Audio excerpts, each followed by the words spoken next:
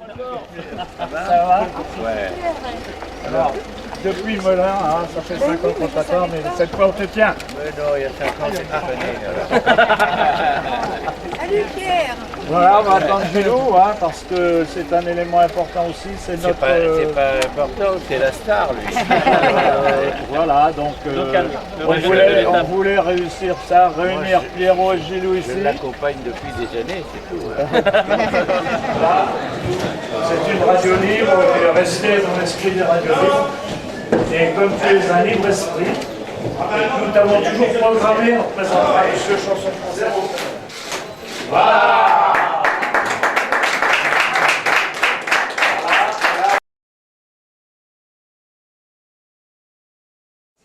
Pierrot, bienvenue à Mugène.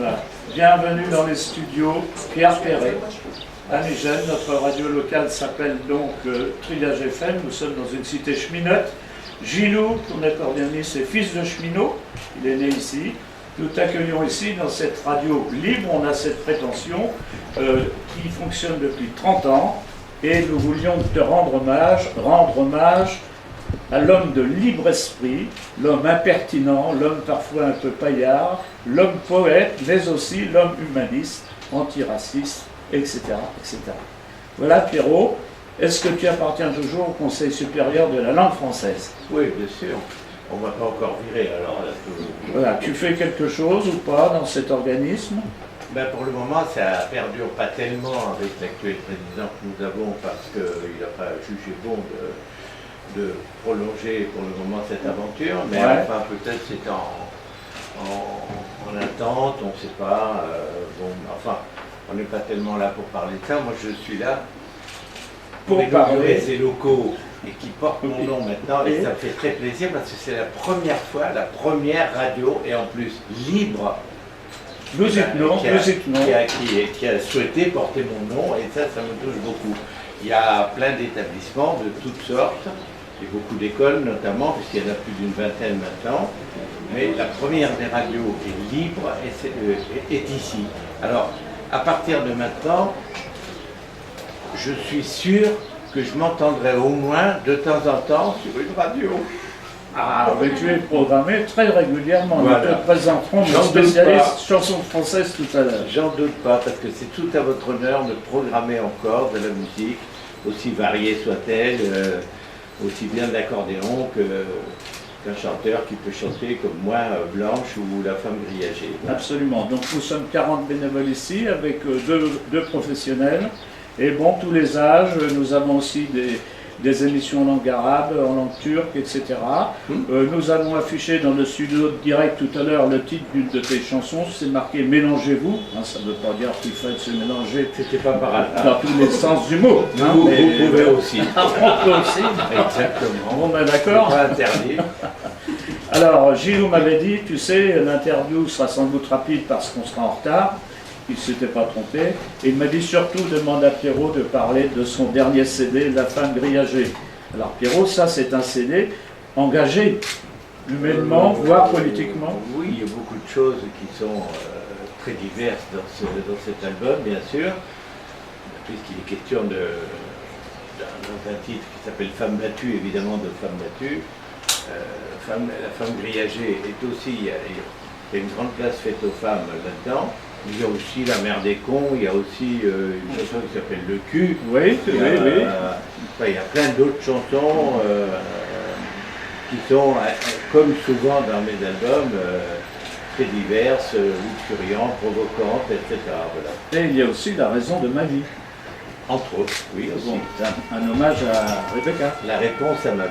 La réponse à ma vie. Voilà. Pierrot, alors, pour te dire, évidemment, on aurait aimé que tu viennes toute une journée, qu'on aille chez Monsieur Laurent Michel à Joigny manger un bon repas, déguster un bon repas. C'est une bonne maison. Visiter effectivement. l'Escale, le cabaret de l'Escale, mais on n'a pas le temps. Donc ici à Mugène, cette cité cheminote de Lyon, nous avons une salle Jacques Brel, je sais que tu as été très ami avec Jacques Brel. Ah, bah, c'était mon copain. Nous avons une Excellent. salle, oui, Bien sûr, oui. Oui, nous avons une salle Jean Ferrat depuis très peu de temps. C'était mon copain aussi. Et ben voilà, et nous avons donc un espace Pierre Perret, depuis aujourd'hui officiellement. Je suis en bonne compagnie. Voilà, il y a un quatrième personnage un peu plus jeune qui fait un peu plus de bruit dans les haut-parleurs et dans les micros, c'est Johnny Hallyday.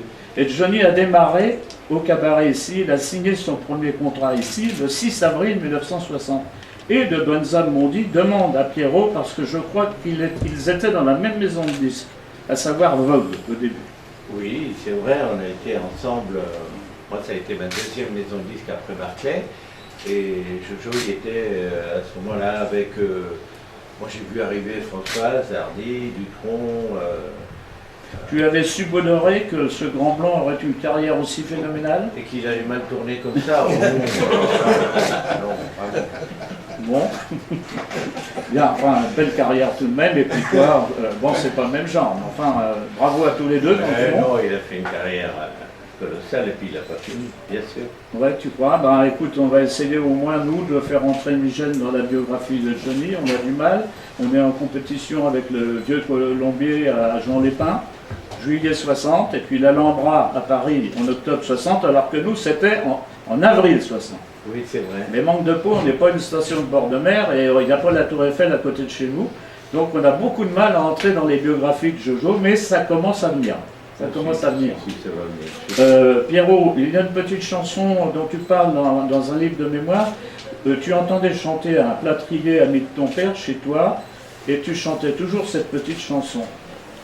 Avec une rime un peu bizarre. Tu t'en souviens, non? Petit soleil radieux qui mûrit les citrouilles, j'aimerais chauffer un bain pour me laver les pieds. Bon, je crois qu'on va la refaire parce que notre ami François a un peu loupé son truc. On va la refaire peut-être. Non, c'est bon. Bravo Pierrot, formidable. Tu vois que j'ai encore de la mémoire. Ah voilà, franchement, je pensais te coller, tu vois, je me suis dit je vais le coller, ben loupé. C'est la première chanson que m'a appris papa. Ouais. Au bout de 50 ans de chansons, 50 ans de chansons, il se rappelle encore de la chansonnette de son enfance. Exactement, parce que ce sont les choses qui m'ont marqué le plus. Papa chantait tout le temps, et entre autres, j'ai la ratoquille, j'ai le foie qui n'est pas droit. Alors, au niveau radiophonique, j'ai vu ton interview dans Lyon Républicaine récente, là, tu te plains des radios et tu ne fais plus appel aux radios. Non, c'est un constat, je m'en fous complètement. Ouais, tu n'as pas besoin Ceux qui ont le bon goût de passer des bonnes chansons, tant mieux pour eux. Ouais. Et ceux qui aujourd'hui, vous savez, aujourd'hui, il y a beaucoup plus de colloques politiques dans les radios, des tables rondes avec machin, et toujours les mêmes qui tournent en rond toute la journée. Bon, mais c'est pas grave, c'est un constat, c'est tout. Moi, je me plains de rien. Et 55 ans après, les salles sont pleines. Saint-Florentin, ce soir, ça va? C'est bon, on y sera. Tout va bien. Et c'est plein partout. Et je me plains pas. Le dernier disque, il est disque d'or. Qui se plaint? Toi? Pas moi. Non, on est très content que tu sois ici. On se souvient quand même que tante Yvonne, la femme de mon général, avait tenté de faire interdire les jolies colonies de vacances. Ça, c'est vrai, oui. Ah, ouais. Donc là, c'était pas la radio libre à l'époque. Hein. Il n'y avait pas grand-chose de libre. Oui, ça c'est sûr. Non, oui, il n'est même pas arrivé, puisque à l'époque, il y avait notre ton alter ego au France Inter de l'époque, qui s'appelait Roland Dordain, et qui était un ancien instituteur comme moi. type formidable, et qui a dit bien madame, quand il lui a dit on souhaiterait que vous ne programmiez plus cette chanson que nous considérons comme étant la honte de la France, avait-elle dit. Il a dit bien madame, merci madame, et le soir même il l'a reprogrammé 2 fois plus. Voilà. Très bien, tu vois que toute la ville est en fête, des klaxons, c'est merveilleux. Je croyais que c'était Gilou qui jouait. Ça ressemble à ça. Alors, on va faire court, hein, parce qu'il y a beaucoup de gens qui nous attendent. Le chef va m'engueuler, sinon. Voilà, on voulait te dire qu'ici, à part les infos nationales et internationales, évidemment, qu'on repique sur une chaîne, sur une bande, on appelle ça une banque d'infos, tout ce que nous produisons est fabriqué ici. Et il y a des petits spots dans nos programmes musicaux et on enregistre un certain nombre de gens qui nous plaisent, il y en a qu'on ne va pas voir. Hein. On leur demande de dire une petite phrase sympa pour Triage FM. Alors Pierrot, qu'est-ce que tu pourrais dire qu'on pourrait glisser dans les programmes musicaux? Par exemple, vive Triage FM, la meilleure des radios, tu vois, Pierre Perret, ça nous plairait. Bah, tu peux moduler. Hein. Qu'est-ce que tu as envie de dire? On peut trouver mieux que ça quand même. Alors vas-y. Alors moi je vous dis une bonne chose, c'est Pierre Perret qui vous salue. Celui ou celle qui n'écoute pas Radio Triage FM aujourd'hui, il a tout faux. Voilà. C'est dire que cette radio porte maintenant votre nom. Ça me fait très plaisir. Tous les hommages qu'on me rend de ce type-là me font très plaisir. Et ici c'est doublement puisque c'est la première fois qu'il y a une radio qui porte mon nom. Et bon, je commençais à m'habituer un peu aux écoles primaires, aux collèges, aux écoles maternelles, aux médiathèques, etc. Mais encore point de radio FM. Et que ça soit celle-ci, ici, en plus le pays de mon chef, Monsieur Gilou en personne, ça me touche beaucoup et ça me fait très plaisir. Et puis c'est une radio qui vous programme très souvent. Mais il paraît. Alors oui, ils m'ont menti. Voilà.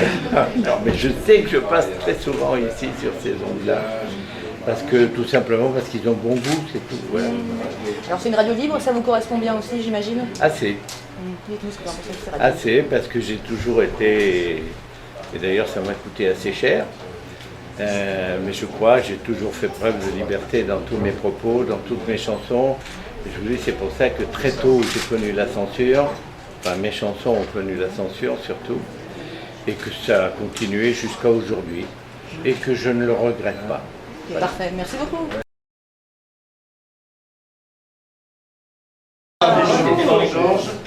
Voilà, c'est des anciens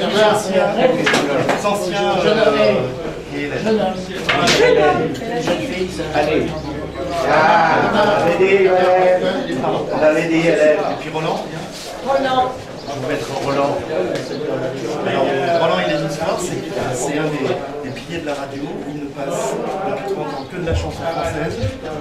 Et quand il passe du Pierre Perret, il est un peu comme le disait Jean Ferrat dans l'interview que j'avais fait.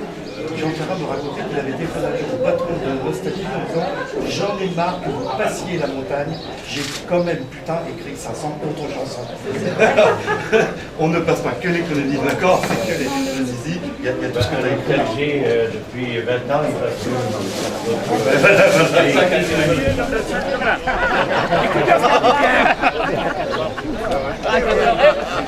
Tu t'en rappelles de celle-là? Alors la boucle, il l'a oublié dans le cinéma, je te la rends.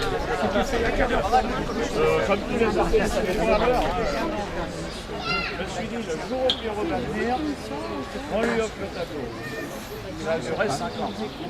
5 ans, on a attendu une demi-heure, c'est vraiment dès que j'ai reçu la lettre, le mail, j'ai téléphoné à un artiste que je n'avais jamais vu, qui s'appelle Chino Nouvelon, qui est là. Et je lui dis, dites donc, auriez-vous encore le tableau de Lagarde? Et il me dit, il y a une dame qui est passée la semaine dernière, elle le voudrait bien. Je lui ai dit, c'est fini, terminé, on le prend. On l'achète, c'est pour offrir à Pierre Perret. Et à ce moment-là, vous l'avez pris ou vous l'avez volé? À ce moment-là, Gino se dit, c'est un canular. Il se dit, c'est pas possible que mon tableau soit offert à Pierre Perret. C'est beau, les enfants, si vous voyez des petits oiseaux prisonniers, ouvrez-leur la porte de la liberté.